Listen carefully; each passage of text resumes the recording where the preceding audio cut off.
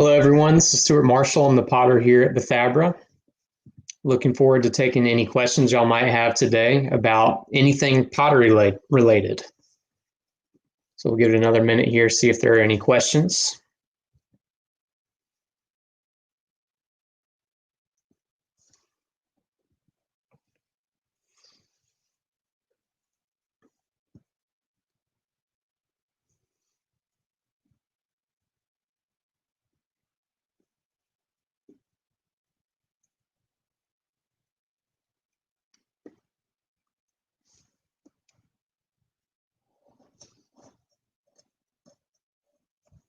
All right, we got one question coming in. Why did the Moravians have a pottery shop at Bethabra? That's a great question. And originally, looking back through the Moravian records, we know that it was originally not planned to have a pottery shop at Bethabra. When the first residents got to Bethabra, started building the town, they basically petitioned Bishop Spangenberg of the Moravian Church, asking him to send a potter down. But Bethabra was really intended to be a temporary settlement, sort of to get the foot in the door down here for the Moravians, clear some land, get some crops going. And then really they intended to build their main city, which was to be Salem. But were really delayed with that, especially because of the French and Indian War, some other things as well. Anyways, they didn't get started building Salem until 1766. So prior to that, it just went on longer and longer, and they decided that it might be good to go ahead and establish some trades and some shops in Bethabra itself. And so by 1755, Bishop Spangenberg agreed to send a potter down from Bethlehem, Pennsylvania, and that was Gottfried Aust, who was the first potter there. Another question coming in. Does working with clay keep the hands soft? That's a great question. Depends on what type of clay you're working with. If you're like me, my hands tend to get really dry, especially in the cold months. So working with clay and getting your hands wet, especially for hours and hours at a time, it tends to dry out my hands, make my hands rougher. Also, with some of the dug clay that I mentioned a little bit in the demo there, some of that dug clay that I processed to an extent, I didn't over-process it. It was pretty gritty. There were a fair amount of rocks and little sand pieces and that sort of thing in there. That definitely did not smooth out my hands. It can scrape up your hands if you're not careful. Another question there. Is there a display of original Moravian pottery at Bethabra? Yes, there is. We have within our visitor center, which is now open, and you can find all the hours on our website. You can come in and go into what is our auditorium. There's a full display case of some excavated pieces that were excavated right there at Bethabra. Everything from larger utilitarian pieces, like some jugs and pots, pitcher, to some of the smaller, more specialized pieces like an oil lamp or a fat lamp, and then some of the tobacco pipes that Gottfried Aust and the other potters made. Another question here. Was the sale of pottery a profitable venture for the Moravians? Yes, absolutely. It was one of the most profitable trades that the Moravians had set up at Bethabra.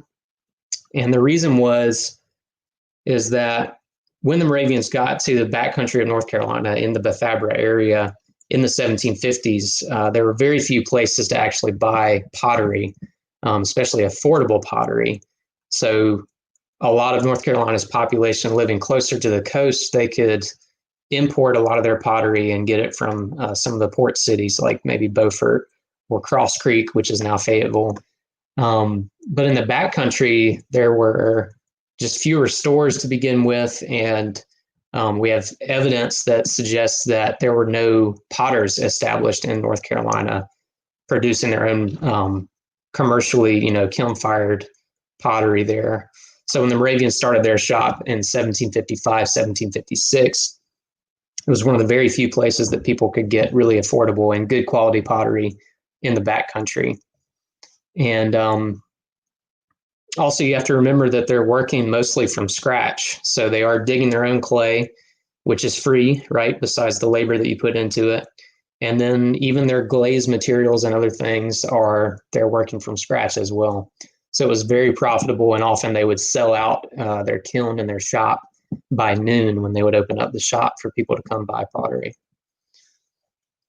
All right, have we learned anything interesting about Moravian pottery from archaeology at Bethabara? Yes, absolutely. There's all kinds of really interesting pieces that were excavated at Bethabara. And we knew, of course, a lot about the slipware plates. I don't know if y'all can see that very well. And this is a great book that we have for sale that just came out for sale in our gift shop by Stephen Compton. A lot of people knew about the Moravian slipware plates that were, they often survived as sort of heirloom pieces within families in the area.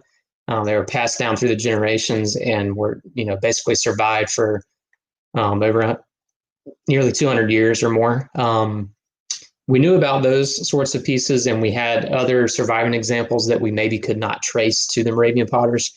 But really, the archaeology that was done in the mid-20th century at Bethabara gave us a better idea for the variety of things they were making besides these slipware plates, besides the jugs and larger pots as well. Of course, everything from skillets with legs on them to, of course, the tobacco pipes that were pretty popular and sold in high quantities. And really strange pieces that really no other potters in the area were making.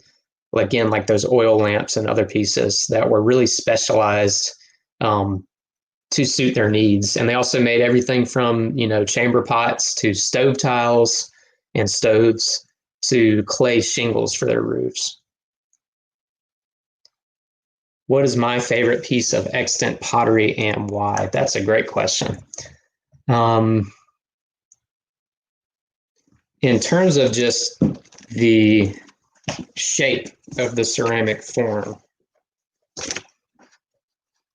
one of my favorite pieces that I have tried to recreate, see if I can find a picture for you, I don't know how well it'll show up, is that skillet that I was talking about. That we have to remember a lot of the cookware at the time was ceramic. So the Moravians did make use of ceramic cookware in the kitchen, of course, cooking over coals. I know there's a picture of it in here somewhere. Here's a sketch of it done by archaeologists. Let's see. Right about this piece right here. I don't know if y'all can see that very well, but it's a skillet with, has a nice handle, 3 legs on it so it can stand on its own on top of coals and be heated up. That's just a unique piece that I really like. And it's not something that you typically think of. Most people think of, plates or maybe teapots, that sort of thing. And here's a picture of the one that was excavated at Bethabara, this one here. All right. Did the potters have different styles? Yes, absolutely. And this was a point of contention between some of the potters and their apprentices, like Gottfried Aust, who's the first potter there. One of his apprentices was Rudolf Christ, who later became sort of the master potter at Bethabara and then Salem. And Rudolf Christ, as a teenager, as an apprentice, he had sort of a developing style that clashed with Aust's.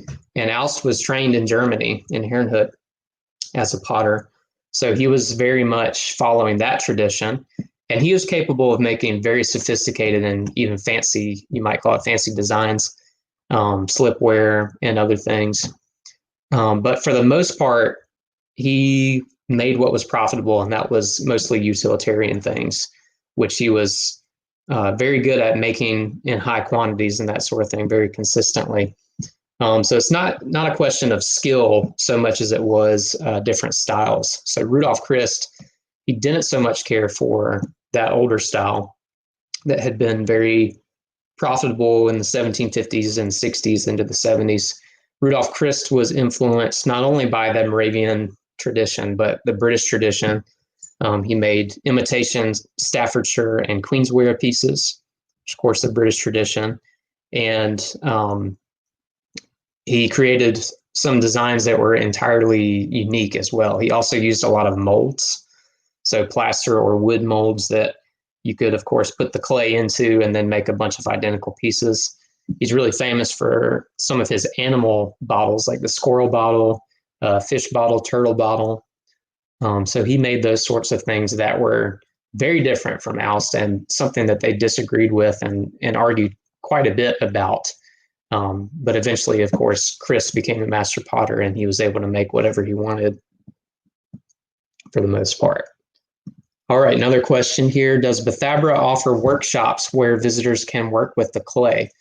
That's a great question. We have done some events like that. Of course, in the past, everything's changing right now with all the developing circumstances. But we have, in the past, we've done summer camps and special tours, all sorts of things, where we get visitors to work with the clay and do some hand building, like some pinch pots and that sort of thing. Stay tuned for any possibilities of that sort of thing in the future. We might be able to work something like that out. So is Bethabara open right now? Yes. So our current schedule is Wednesdays to Fridays, noon to 4 p.m., and then weekends, 10:30 a.m. to 4:30 p.m. And the grounds are always open from dawn until dusk.